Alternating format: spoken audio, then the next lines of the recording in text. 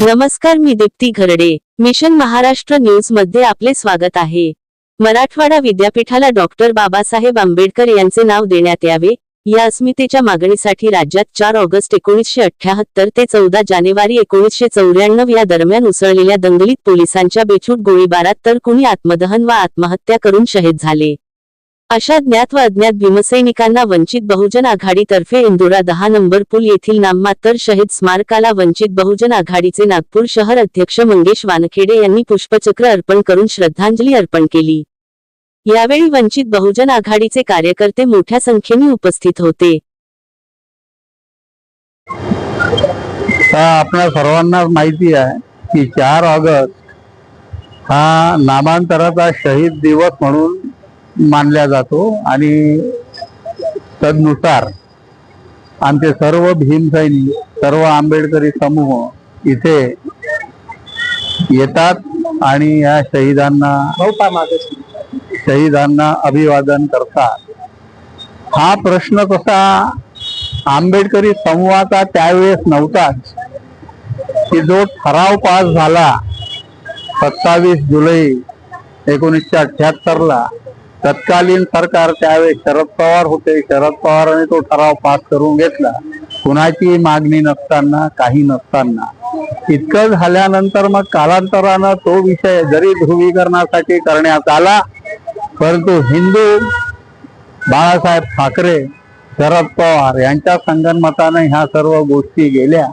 गोविंदराव श्राफ होते त्यावेळेस आणि त्यानुसार हे आंदोलन, जे आपलं आंदोलन झालं नंतर नामांतरासाठी कोणाच्या नावानं तर डॉक्टर बाबासाहेब आंबेडकरांच्या नावानं, कारण तो अस्मितेचा प्रश्न झाला आणि त्या अस्मितेच्या प्रश्नासाठी जे लोक आंदोलन संविधानिक मार्गाने आंदोलन करत होते, परंतु विरोधकांनी तसं आंदोलन न होऊ देता आमच्या दलितांच्या आणि आंबेडकरी लोकांच्या आणि वंचित समूहाच्या घराची जे राख रांगोळी केली, त्यांना बेघर केलं आणि बेघर करून त्यांनी आपलं जे काही साधायचं होतं साधलं.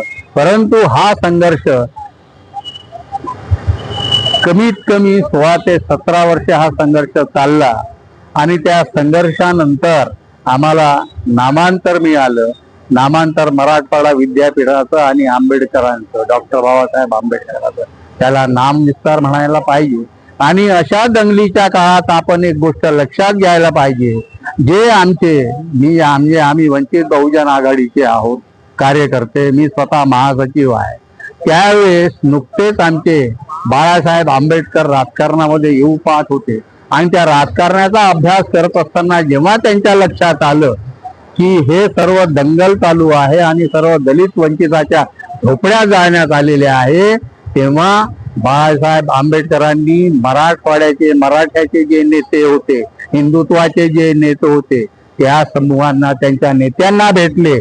नेत्यांना भेटल्यानंतर आपलेही लोक होते आणि या आपल्या लोकातून आणि मराठा लोकातून त्यांनी जे सामाजिक अभिसरणाची जे प्रक्रिया सुरुवात केली, त्या अभिसरणाच्या प्रक्रियेमध्ये तो दंगा थांबला, हे आपण लक्षात घ्यायला पाहिजे. आणि ते बाळासाहेबाचं तेव्हाचं ते पाऊल होतं आणि मोठं पाऊल होतं की जातीमध्ये दंगे होऊ नये असं.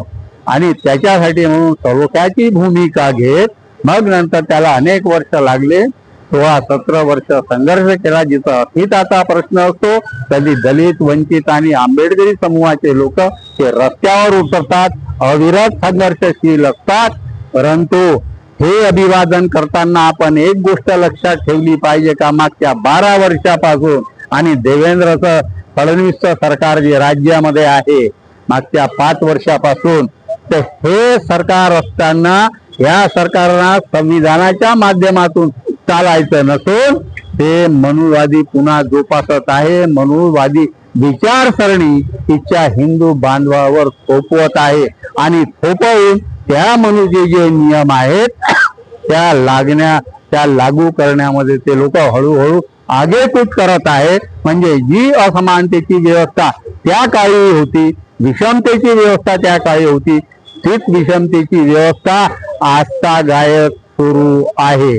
छुप्या मार्गाने का होईना, गोपनीय मार्गाने का होईना आपलं आरक्षण समाप्त केल्या जात आहे म्हणा किंवा केलं आहे म्हणा, त्याच्यात काहीही अंतर नाही. परंतु लॅटरल एंट्री मधून त्यांचे लोक घेत आहेत आणि IPSच्या पदावरती आणि मुलांच्या परीक्षा घेऊन परीक्षाचे ते नामांतरावरच आहे. नामांतराची जे विषमता होती, जे अन्याय अत्याचार झाला त्याच्यासाठी जो लढा दिला, तर त्या लढ्यासाठी म्हणून तो लढा आणि आजचा लढा काही फरक नाही आहे. त्या लढ्याच्या संबंधाने आज आपण जागृत राहून संघर्षशील राहायला पाहिजे, जेणेकरून आज आमच्या समोर जे आवासून प्रश्न उभे आहेत त्याला नामांतरासोबतच तुलना करता येईल आणि संघर्षरत राहून आपल्याला या प्रश्नाची सर्व सोडवणूक करायची आहे. म्हणून या दिवशी आम्ही विनम्र अभिवादन करण्यासाठी येतो.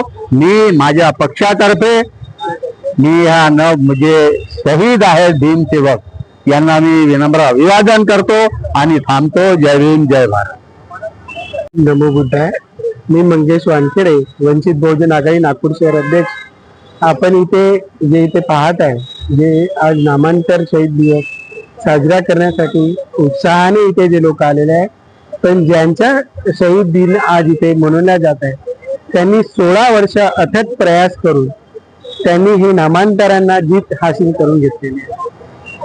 आज या नामांतरण दिवसासाठी आम्ही सगळे वंचित बहुजन आघाडीचे सगळे कार्यकर्ता, महिला कार्यकर्ता आम्ही इथे उपस्थित झालेलो आहोत आणि आज इथे विनम्र अभिवादन करून आज या दिवसाला आम्ही इथे अभिवादन केले.